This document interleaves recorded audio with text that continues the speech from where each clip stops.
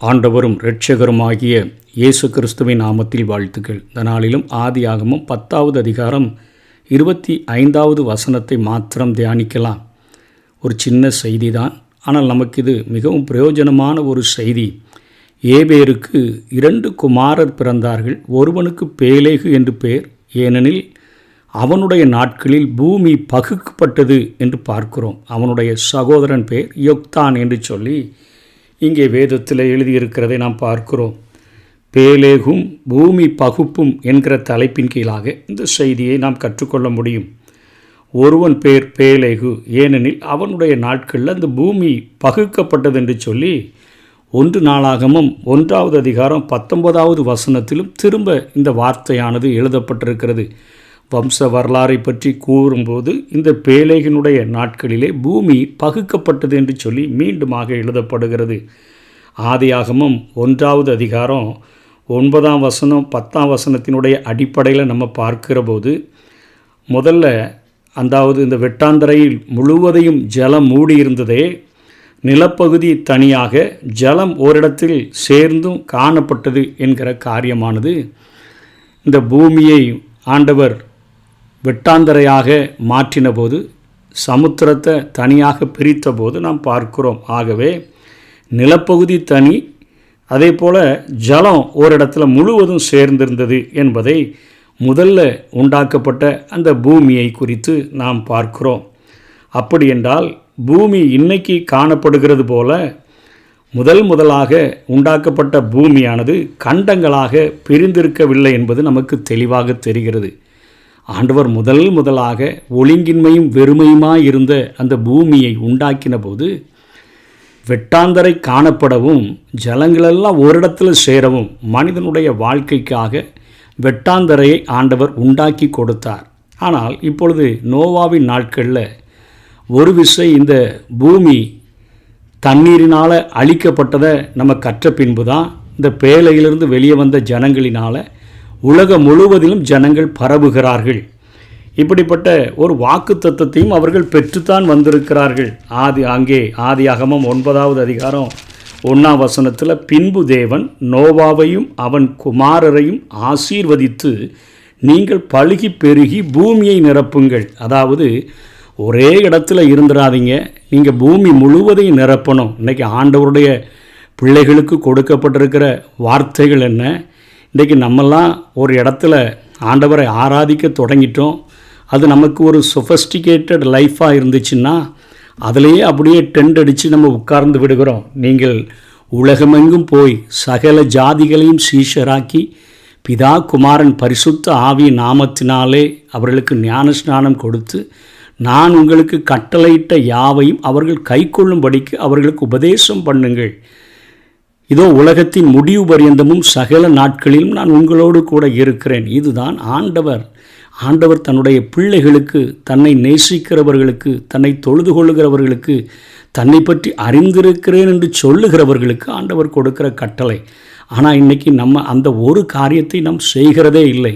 ஆதி மனிதர்களே இந்த காரியத்தை தான் செய்கிறார்கள். பேழையிலிருந்து அனுப்பும்போது, நீங்கள் எல்லா இடத்துக்கும் பரம்பி போகணும்ப்பா, பூமி முழுவதும் உங்களால் தான் நிரப்பப்படணும் அப்படிங்கிற ஒரு வார்த்தையை தான் ஆண்டவர் கொடுத்து அனுப்புகிறார்.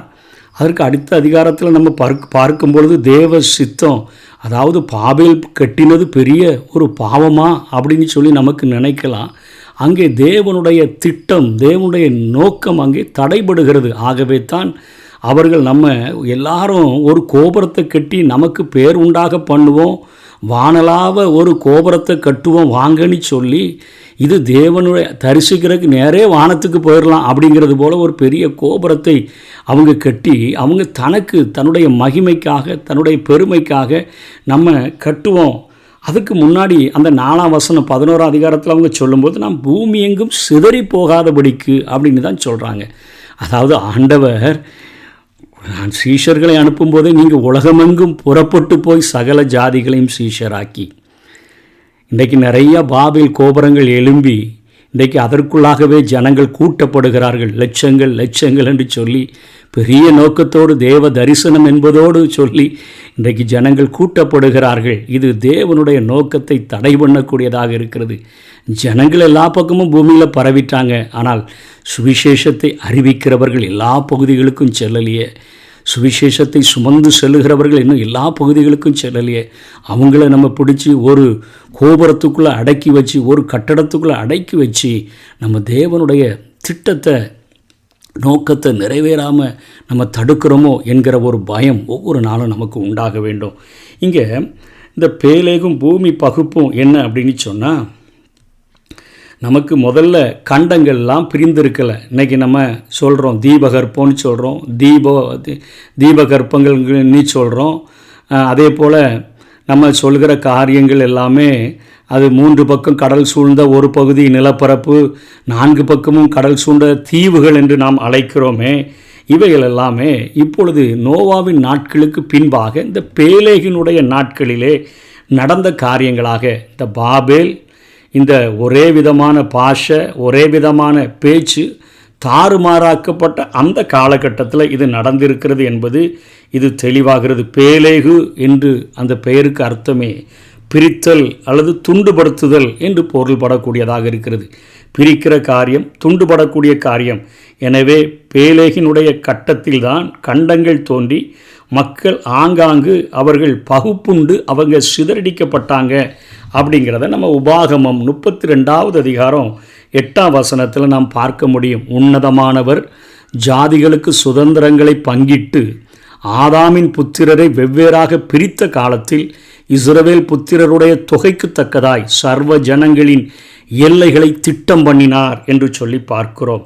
ஆகவே இந்த பேலேகு அப்படிங்கிற வார்த்தைக்கு அர்த்தம் அதுவர் பிரித்தல் அல்லது பகுக்கப்படுதல் என்கிற காரியம். ஆகவே தான் இன்றைக்கு தீவுகளை பார்க்கிறோம். இன்றைக்கு 3 பக்கமும் கடல் சூழ்ந்து 4வது ஒரு நிலப்பரப்பை பார்க்கிறோம். 4 பக்கமும் கடல் சூழ்ந்த தீவுகளை நம்ம பார்க்கிறோம். எல்லா பக்கமும் மக்கள் சிதறி போய்விட்டதை நாம் இங்கே பார்க்கிறோம். பூமி இப்போ பிரிந்து வந்து, அதாவது இன்றைக்கி நம்ம வேதத்தில் பார்க்கும்போது நிறைய இடங்களில் ஆதிவாசிகள் அவங்க காணப்படுகிறார்கள் என்று பார்க்கிறோம். லெமூரியா கண்டத்தினுடைய பழைய மக்கள் பூமி பிரிந்து வந்தபோது தான் தனிமைப்படுத்தப்பட்டிருக்கிறார்கள் என்பதை இந்த வசனத்தின் மூலமாக நாம் புரிந்து கொள்கிறோம். திராவிடர்கள் என்ற மக்களும் அவர்களின் சந்ததியராக இருக்கிறார்கள்.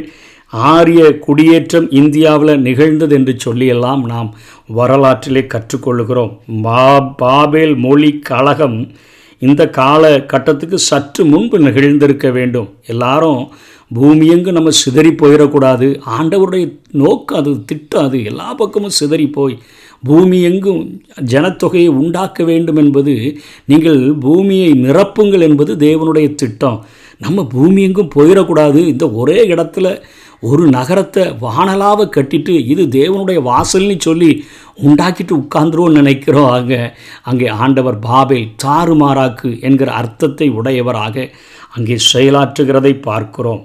அவருடைய நோக்கமும் திட்டமும் தடைபடுகிற நேரத்தில் ஆண்டவர் எத்தனை பெரிய அவர்கள் கலைகளிலே தேர்ந்தவர்களாயிருந்தாலும், முரட்டாட்டம் பண்ணுகிறவர்களாயிருந்தாலும், ஆண்டவருக்கு விரோதமாய் கலகம் பண்ணுகிறவர்களாக இருந்தாலும் அங்கே ஆண்டவர் இறங்கி கிரியை செய்கிறதில் எந்தவித தடையும் இல்லை என்பதை நாம் புரிந்து கொள்ள வேண்டும். ஆகவே மொழி பிரிவு, அதனை தொடர்ந்து வந்த பூமி பகுப்பு இணைந்து இன்றைக்கி உலகின் மூளை எங்கும் மக்கள் பரவி காணப்படுகின்றார்கள். எல்லா பகுதியிலையும் பூமி என்பது ஆண்டவர் மனிதன் வாழ்கிறதற்காக ஏற்படுத்தின இடம். ஆகவே எல்லா பக்கத்திலும் பிரிந்து வாழ்கிறார்கள். அதனால் இன்றைக்கி மொழி பிரிவு மக்களிடையே காணப்படுகிறது. இன்றைக்கி பூமி பிரிக்கப்பட்டு ஒவ்வொரு இடத்துக்கும் ஒவ்வொரு விதமான ஜனங்கள் இருக்கிற காரியங்கள் எல்லாம் தேவனுடைய திட்டத்தின்படி அது உருவாக்கப்பட்டிருக்கிறது. பேலேகும் பூமி பகுப்பும் இதை ஆழமாக நாம் புரிந்து கொள்ள வேண்டும். அறிஞர்கள் அறிவியல் நமக்கு இதை அதிகமாக போதிக்க விட்டாலும் வேதம் நமக்கு தெளிவாக துல்லியமாக நமக்கு போதிக்கிறது. இதை புரிந்து கொண்டு இந்த வேதத்தை தொடர்ந்து படிக்க ஆரம்பித்தோம் என்று சொன்னால் நாம் நிச்சயமாக ஒரே ஒரு பெரிய தேவனை நாம் கண்டுகொள்ள முடியும். அவர் மனிதனுக்காக உண்டாக்கி வைத்திருக்கிற பரலோக ராஜ்யத்தை, அதற்கென்று நாம் நித்திய ஜீவனை உடையவர்களாக நாம் மாறப்பட நாம் அழைக்கப்பட்டிருக்கிறோம் என்கிற திட்டங்கள் எல்லாவற்றையும் நாம் புரிந்து கொள்ள முடியும். ஆகவே பரலோகத்தின் வாசலாக இருக்கிற இந்த வேதத்தை நாம் கொஞ்சம் ஆழமாக தியானித்து படித்தோம் என்று சொன்னால், இந்த உலகத்தில் எல்லா விதமான விஞ்ஞானங்களையும் பொய்யாக்கி இன்றைக்கு தலை தூக்கி இத்தனை ஆண்டுகளாக நிற்கிற வேதம் நமக்கு நன்றாக சரியான பாதையில் நம்மை நடத்தும். கர்த்தர் தாமே நம்மை ஆசீர்வதிப்பாராக. ஆமென்.